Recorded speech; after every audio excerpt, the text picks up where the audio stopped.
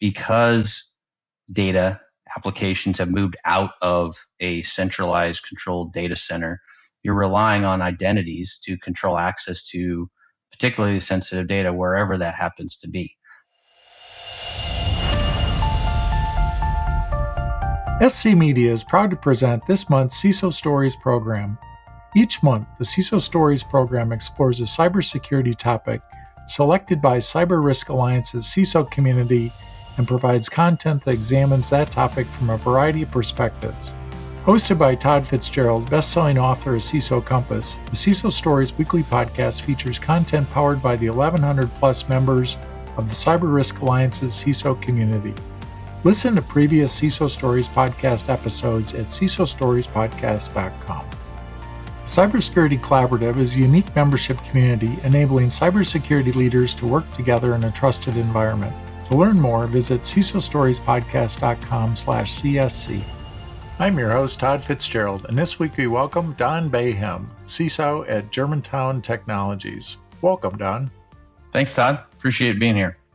Hey, good to have you here. So I love to find out the backgrounds of the people that we're talking to. So what sort of things, attracted you to the cybersecurity field? Oh, boy.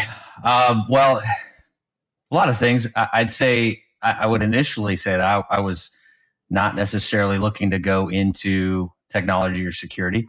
So I had a little bit of a resistant path, I guess, getting into it. Started on the technology administration side. But growing up, my dad was a programmer. And so I saw what I thought was technology profession, kind of coding and doing that sort of thing. And that didn't interest me. In fact, I tried it in college, and boy, that was not for me. So I tried to steer away from technology, but somehow ended up kind of going in that route anyway, but in a different way. And in fact, I was doing system administration and server administration, kind of the IT architecture type of work, and was working at a company that had the opportunity to move over and do some work in one of the other divisions. It was kind of a professional services type of organization, and had a leader reach out from that group and say, "Hey, we're doing some interesting things over here. You want to give it a shot?" And so I actually started with pen testing, social engineering, that sort of work, and it was fun, a lot of fun. Got the heart racing, trying to break into banks and do all that kind of fun stuff. So that's how I got my start in security. Was doing some of that red team work that can be popular. Looking from the outside, but yeah, had a lot of fun doing that, and then kind of transitioned into doing some of the, I don't know, maybe more mundane risk management work, but yeah, had a lot of fun getting my start coming over and doing the social engineering work.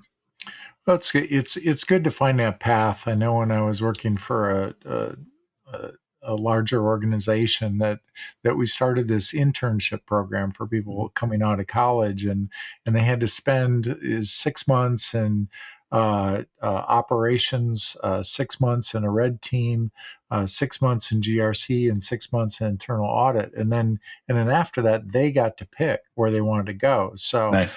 Maybe it's GRC is mundane to some people, right? But it's exciting to other people, yeah. and they wouldn't want to be in the red team. So I think that's the cool thing about this field, is that there's a there's a path for everybody.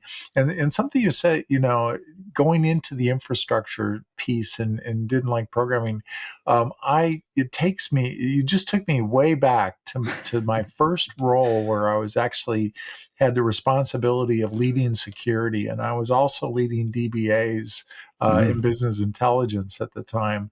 And I remember that one of my security people was given some advice that they were acting on, that they said that they were in security, but they needed to really understand the infrastructure to really be a good security person. And so, you just really, a perfect example of that, of where having, getting that infrastructure background, Yeah. really helped you with security, didn't it? Absolutely does. Yeah. And that structure that you talked about, where you have to spend time in those different areas, I've been in all of those different areas, and it wasn't planned necessarily. It wasn't as structured as that, but I'm grateful to be able to have that experience in those different areas and figure out, Mm-hmm. exactly what I like. So, when people are asking about how to get into security today, I same as you, like, well, there's a lot of different areas that you could explore. It doesn't have to be one way to get into security, but have that, varied experience. Don't Yeah. just take one path. I mean, when I started doing IT audit, which again, it's not necessarily something I love, but there was a need at the company I was working for.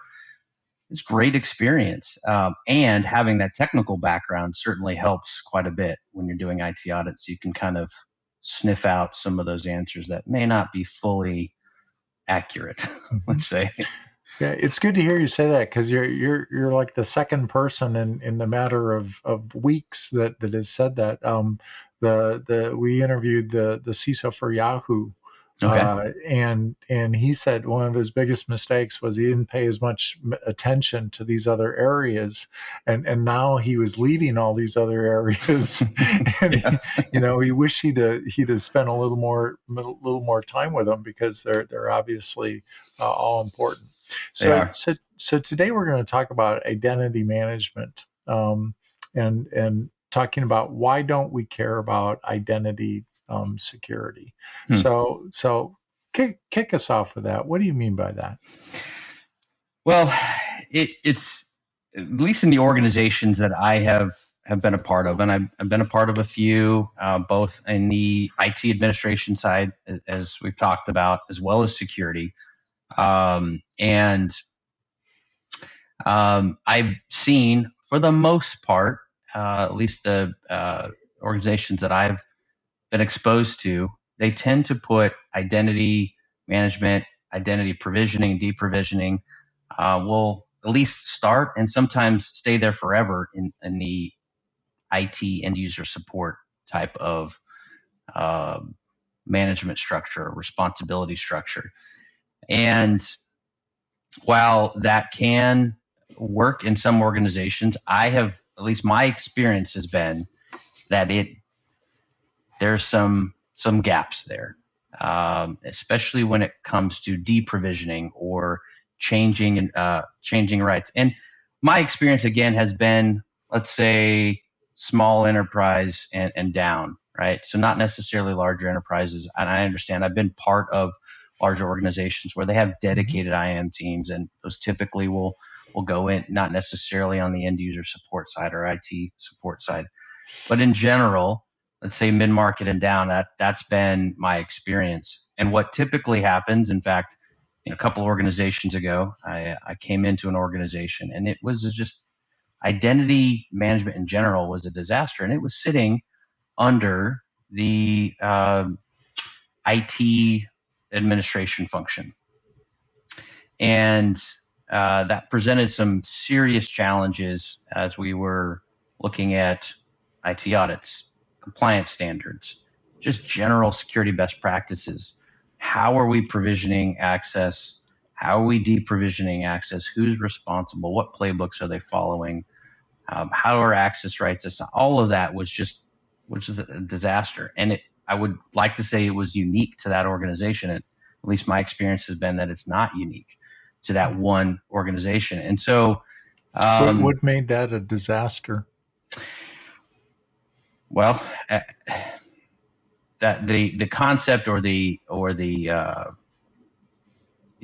phrase that identity has become the new perimeter, right? I mean that's where I see things like a disaster or other gaps or other issues showing up, is because data applications have moved out of a centralized controlled data center, you're relying on identities to control access to particularly sensitive data wherever that happens to be. And if you don't have a strong program around that, it's not people walking into a building and necessarily badging in, and that's tied to your AD login on-prem, and then you get access to your applications. And when you walk out, you don't have access to those applications. That isn't the case anymore. So if you don't have a strong program and knowing who's accessing what and what role is supposed to access it, and do they have the right access at the right time, all of that, it's more important even today than it was even 5 to 10 years ago. And that organization that I was working in, the mentality was built around data center mentality. Everything's in one location. Everybody's going into a physical office and being assigned access.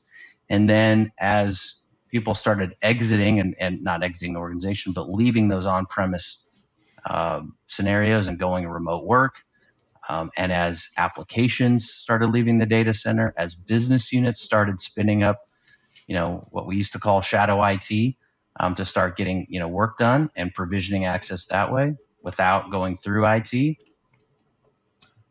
issue after issue would arise. Mm-hmm.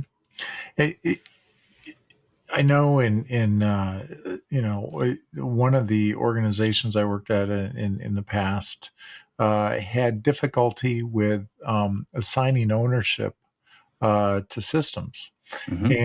and so we were looking at how do we get this ownership and get people to take ownership, and what I learned through working through this effort was that the difficulty once you do that.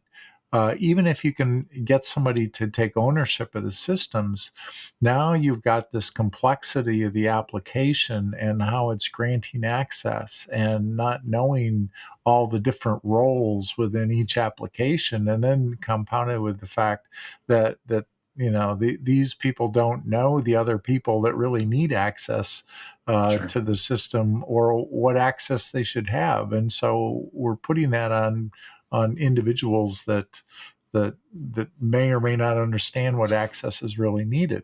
Right. So how do we architect that in a way that we do have good control over our systems? Well, I'd say for one, and what I was able to help this organization with is bringing that function into a security or risk management purview. And again, this helps as organizations mature. I think that's the natural process anyway, as they mature and grow. In this organization, there was about 2,000 employees or so. So again, kind of a mid-market size, but they hadn't taken that level or that step yet. And so the IT VP of IT was actually a champion of this. He wanted to give up headcount to the security organization to kind of take this on. So I'd say one is finding, making sure you have a way to influence that within the organization, building those relationships and just having those conversations. Is this working properly? And if not, how can we solve for this? And so with that individual, I was able to carve out some budget and actually bring on some junior resources. So this was a great way, again, to bring some folks into security that had not had the opportunity yet. So we actually brought over one individual from the help desk, and then two outside resources that had some similar type of help desk customer service type of experience, and train them on user provisioning. Okay, what does that process look like? Let's build it out. How does it come through HR, the business, the hiring man, all of that? What's that flow look like, and how does that account get created? What's the right provisioning for that type of account based on their role? And just start a process that didn't exist, really wasn't fully baked out. Mm-hmm. And so I think we brought in 3 or 4 individuals to start that process. And at the same time, what does the deprovisioning process look like? Let's go through Active Directory. Let's go through those applications and let's see what's supposed to be cleaned up. What hasn't been done over the last 12 to 24 months or longer. And, in the matter of, let's say, I think it was about 5 or 6 months, we had done the cleanup. We had a process in place for onboarding new hires and for role changes. And we were able to kind of solidify a process and close those gaps that hadn't been closed in quite some time. So it wasn't terribly difficult once we had the budget and we had the resources in place to put something in place. Now, you mentioned user access reviews, right? That's kind of a whole nother ball game. We actually did that at that organization as well, a brand new process for them. But it was highly dependent on the application itself, like you talked about. So there's those application owners or the system owners, and it required flexing some new muscles for them that they just weren't used to. Okay, so this person does have an account. That's first level. Great. We know they should have an account. They should have access. Now, what kind of role should they have? Does the application provide role-based access? Yes, great. Okay, let's look at those different roles. Does it make sense for this individual? And obviously, depending on the size of the organization, depending on the number of applications, that can be pretty painful. But you can start to prioritize. In that organization, we started with kind of their bread and butter application. It's where most of their PHI was. It's where most of their employees were going. We started with that. We started with a big one versus a small one because we knew that's where most of the risk was. Where do you think that sweet spot is between everybody having, individual access to whatever they, their manager says that they need in an organization, to having a limited number of roles, and everybody has those roles? Where should we be landing these days in identity management? With how far do we go on the role-based access versus individual access? I think it depends on the state of the business and the maturity of the program. I mean, so right now I'm working with a bunch of healthcare services startups. Like our role or my function is to stand up a security program for new healthcare service companies. We're part of a healthcare investment firm, and so our primary purpose is to stand up these programs. So we are not getting to a point where we're even looking at different roles within applications. So for startup or small organizations, just doing the basics. Do people have the an account and they should, because they're an employee or they're a contractor? And are we deprovisioning those accounts as soon as they are no longer necessary? What sort of challenges did you have in going through the deprovisioning effort? Because that's usually one of the toughest parts of that, because managers, you're going to get the call if somebody doesn't have access when they have a new employee working, but when the employee leaves, there's no loss to them if they forget to disable their access, right? There isn't. And so, some different experiences. You talked about kind of that system owner, right? So putting some of the ownership back on the department manager, and having those conversations. What is the responsibility of you as a people leader if somebody is leaving the organization? What does that process look like? And some of it was just education, right? So these people didn't necessarily know, and they weren't getting that information from their leader. And so it was reaching out. As we started this previous company, we started to decommission or deprovision some of these accounts. It was just going back to those managers and saying, did you realize that this is the process? This is the policy and the process that's in place. And if somebody's going to be leaving your team, these are the steps you need to do. So it comes back to us and we can properly deprovision the account. And I'd say a majority, a number of people weren't even aware of that a certain process existed for them to follow. So simple education. And then to your point about, okay, beyond education, like what's not a what's in it for them, but why should they care? And so some of that was just, again, having conversation. It's everybody's responsibility to protect company information. And we're kind of the last line of defense. So can you help us make sure we keep these risks under control? And here is, again, try to make it as easy as possible for them. These are the 5 steps you need to do. We'll take it from here. And so building relationships and having those conversations helped quite a bit. What are some of the best practices and types of tools that we should be implementing today to really support the identity as the new perimeter? That's a good question.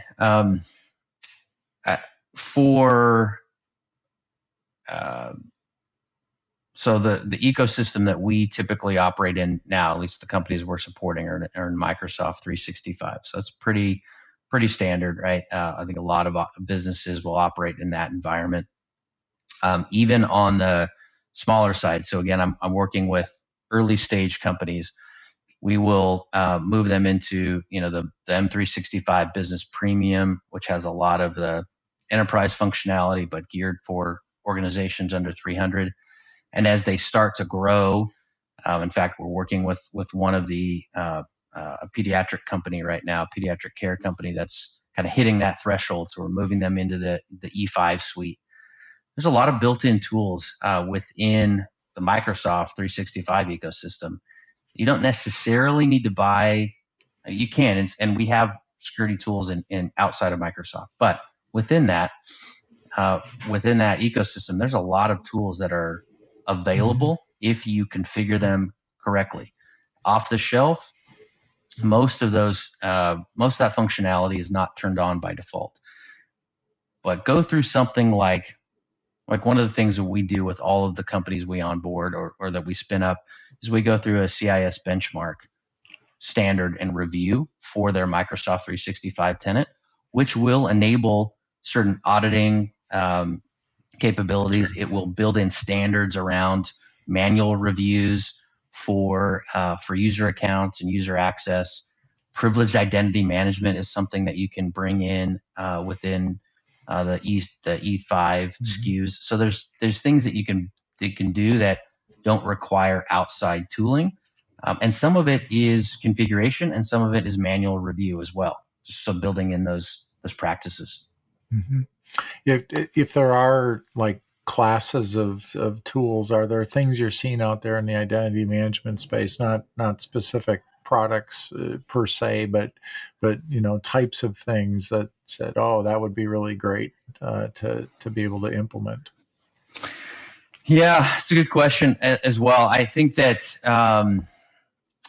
try not to necessarily name products, but looking at how one of the things I would say is, I mentioned before, business is going, especially if they're moving quickly, the business is going to get done what they want to get done, and they're going to go around IT or security to do so, right? So this isn't to catch somebody and get them in trouble, but there's functionality, there's tools out there that will look to see who's using what kind of tools.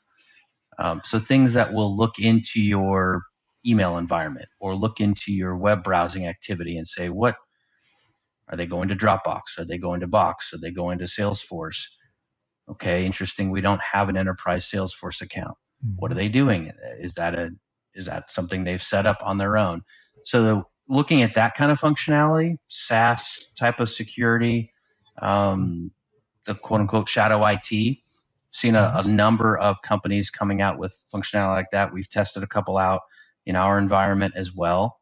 It's interesting. There's different implementation mechanisms for that. In fact, kind of the SaaS security, sometimes I said, like, they'll look inside your email. Okay, well, how much do you want that company looking inside every bit of email content? Or are they just looking at domain headers? So you kind of have to think about maybe some of the privacy issues there. And what controls are in place. What controls and make sure they're configured correctly. Exactly. Exactly. Well, this has been great. I think identity is such a important aspect today of what we do. I mean, it's that front door. Yep. What final advice would you give to emerging CISOs, current CISOs, new CISOs, experienced CISOs, as they're trying to manage their IAM environments?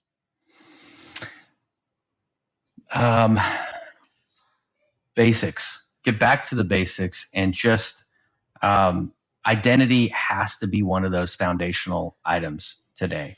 So when I think about basics, I'm thinking about password management, patching, identity has got to be in there. And so how, let's say, even as in a small organization, if in a mature organization, who's responsible for the identities that have access to your critical information? And do you know where all your critical information is? So again, going back to basics, I think the identities that I'm going to care most about are the ones that are going to get access to the crown jewels, the information that we really care about protecting. And that's where I'm going to spend most of my effort and time.